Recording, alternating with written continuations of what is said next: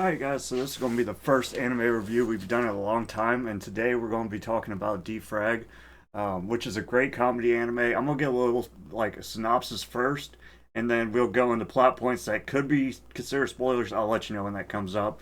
But basically, it's just like a really good comedy anime that, like, has satire over all kinds of tropes with, like, school life, delinquents, the after school clubs, stuff like that, and it has tons of good kinetic energy. It's like it has jokes that repeat throughout the entire series, and to me they get funnier and funnier. But I think it did have a good stopping spot because I feel like by episode 12 I was kind of like getting a little bit burnt out on it.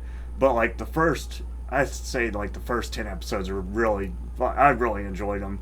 I'd probably give it a 7 out of 10 because like I watched the whole thing pretty much like back to back to back, and I still enjoyed it. There's some animes where like it's kind of hard. Definitely when it's like a school life, like or slice of life comedy anime, it's kind of hard to like continuously watch it because like every episode's like different. There's no like continuous plot. I wouldn't say this has like a. It kind of does have an overarching like plot because you're kind of like learning about the club and like their little struggles with everything that's like trying to get rid of them, because that's like basically all the conflict they run into in the anime is people trying to get rid of the club.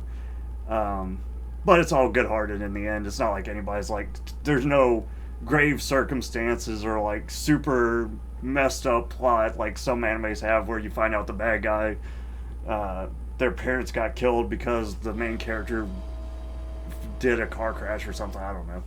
But okay, now we're going to talk about the parts that could be construed as spoilers. The first episode, I had to like when it came out, I had to watch it multiple times because it just made me laugh so hard. I don't know if it's a direct reference, but every person in the club has like a type. For instance, like there's a water type chick who tries to do water attacks by like drowning people with a bottle of water. Not actually drowning, but like actually force feeding them water. The teacher has electric attacks because she tases people. Uh, Earth attacks because the chick has sand on her hands and punches people. So there's like types. So I was kind of thinking of it like a Pokemon thing, but with Roka, who's the like main female protagonist, it's more of like a personality type. Like when she's fire type, it's like Moe or whatever. I think it's Moe, and then like she's high spirited, but then she gets dampened easily, like a fire gets put out. It's a type of personality that's like fiery, I guess, which would be what she is. Um, the delinquent friends of the main character, I'm pretty sure that one character is like a direct reference to School Rumble. The like main character's love crush or whatever, Nagayama, which is like his nickname's Long Mountain, but his name's Nagayama, which means Long Mountain.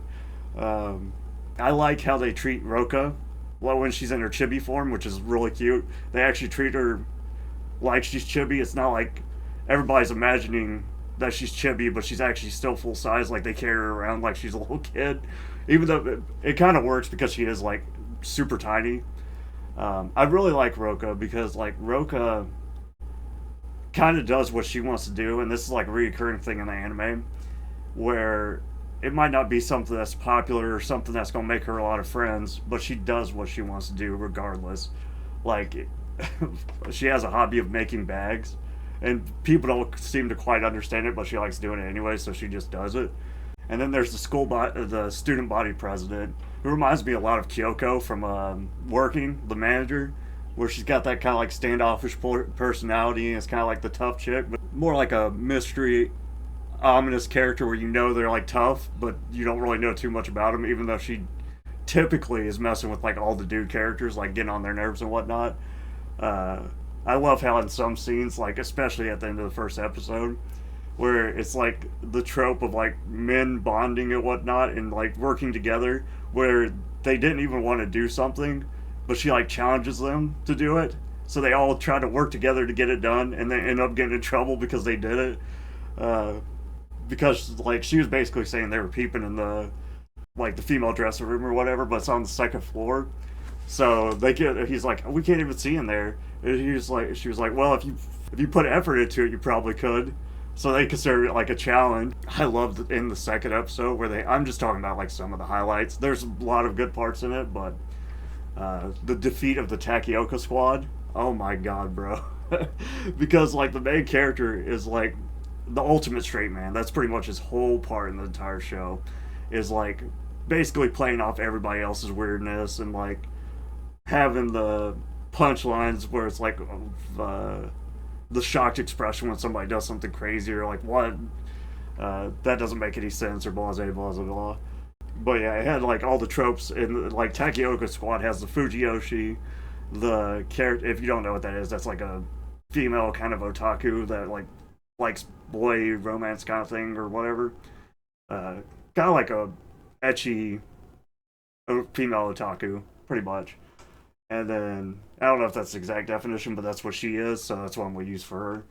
There's the male character that looks like a female but wants to be more manly, and then there's the giant that's supposed to be like the friendly giant or whatever. And the way that the main character takes them all down systematically without even fighting them is just brutal. Because he basically hits them all in their psychological weaknesses on accident, not even on purpose, because he doesn't know that the like. I really like how the main character as well isn't like freaking. He's not whiny, even though he does have like that exaggerated reaction to everybody. That's kind of his job as a straight man, I believe, because he's supposed to be the normal one. But he's not like a wuss or anything like that. He's actually supposed to be a delinquent, but he's actually just a good guy. That's pretty much his whole gimmick. And they have like a casual Sean Connery reference in like one of the episodes. And he like I like that they actually let him be a cool character. Because sometimes when they do those like satires or like insert a reference to like an American character, they make them like super weird. Like Freddie and Cromartie. Even though Freddie's, I didn't mind that, but it's definitely not what Freddie Mercury was like in real life, obviously. So that's how I would imagine Sean Connery could be, like just a super cool character. He's one of the, I think he's the English teacher. There's one scene, and you can look it up on YouTube. It's D Frag Love Triangle. I would actually recommend watching the whole episode because it gives a little bit more context. It's funny, but there's one character they added in who's like fascinated with Roka, and there's also, let me break into this real quick before I forget. There is kind of like a harem kind of not really a harem, but like all the female characters seem to like the main character Kazuma. Um, but it's not. It's definitely not foremost or anything like that. Like except for Takioka. Takioka's like really or Takao. God, how what is her name? But Takao is like actually wants to be with Kazuma, and I actually like their relationship a lot. I ship it, but it's one of those animes where you don't get any resolution on it, which kind of sucks. But I also think Roka likes him. I don't know if Roka has romantic feelings with him, but she likes him anyways. Takao definitely likes him.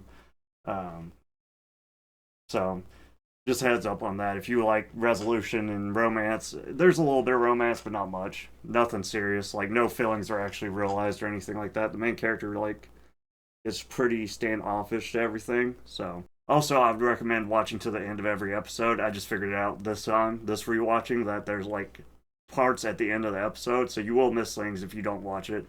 So just a heads up on that. But overall, I really enjoyed the characters. Some of the characters, even though, and it has a banger opening. I really enjoyed the opening. It's on my anime playlist, which I have an anime playlist on here. I play on my Twitch all the time, and it's like, oh, it's. I think it's really strong. It has a lot of good openings and endings on it, in my opinion.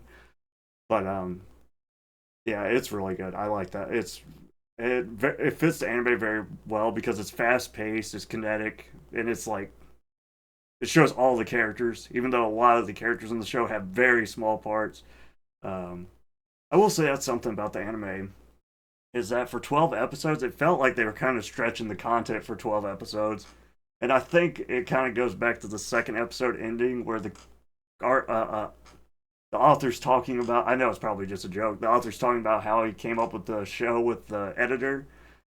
I don't know if the manga goes further or not, but I just know the anime. It kind of felt like it was getting stretched towards the end, like with all the content and whatnot. And like I said, it's more of like a reoccurring joke thing, and I think the jokes are still really good though. Um, I really liked episode 8 when there was like the nerd gathering. That's how I would like. I'd like to imagine a nerd gathering would be with like-minded people that like. But usually it's kind of more just awkward. I guess it depends on how the people are there, but usually it's just awkward because anime fans and gamer nerds are usually some of us are awkward people, including myself. So, um, but I did like how the whole interaction kind of went down. It was pretty dope. I don't think I spoiled it. There's no real major plot points, so I don't think I spoiled anything major. I talked about just how some of the gags went, but it's just a gag comedy anime that really picks on some of the like satires. And I think it's short enough that if you like comedy, I think it's definitely worth checking out, especially the first episode. That's like one of my favorite. That's one of my favorite episodes. It's kind of like a Hayate no Gotaku. I love that is one of my favorite first episodes, and I cannot finish that anime. It's longer though. Hayate no Gotaku is pretty goddamn long, and I cannot finish it to save my life. But the first two episodes are fantastic. I will say though, some of it's kind of like if you've been watching anime for a while, you'll get the humor a little bit more because obviously the tropes that are kind of getting picked on. Because I honestly think, even though I didn't watch this like super long ago, it was quite a bit. Maybe when did it come out? It was like 10 years ago, I think. Yeah, 2014. So it was about 10 years ago.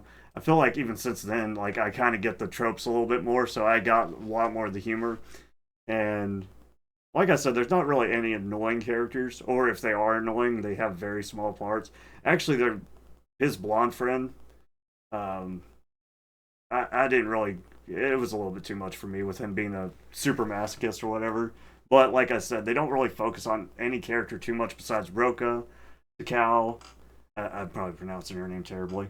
Kazuma, and the school president chick gets quite a lot of spotlight, but mostly it's just those three, honestly, that are like through every gag, and then it's other characters that are being brought into it.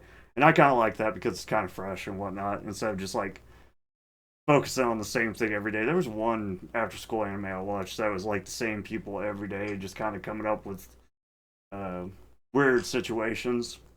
This is more just like how they interact with other people in the school and the satire of like different comedy tropes. But yeah, guys. So sorry, I'm kind of like out of the swing with this. I haven't done one in forever because after I got copyright struck by Japan or what was it, Toei or something? I don't know. I haven't done one since then, so that's why we're not gonna have any pictures or anything like that. Thumbnail's gonna be the image my sister made me. Um, and I'll probably just add some music from like Evo Wave, which is a fantastic game. If you haven't played it, it was a student project. So that music in the background, that's what it's gonna be. But thanks for watching as always, guys. I'm gonna try to do more of these. It's kind of hard for me to do. Like I said, I'm kind of out of the swing of it, but I'm gonna try to get back into it because I love anime and I like talking about it. I'm gonna try not to spoil too much, but I definitely recommend D Frag. It's definitely dope and it's short. It's only 12 episodes. But all right, guys. Thanks for watching as always. Bye.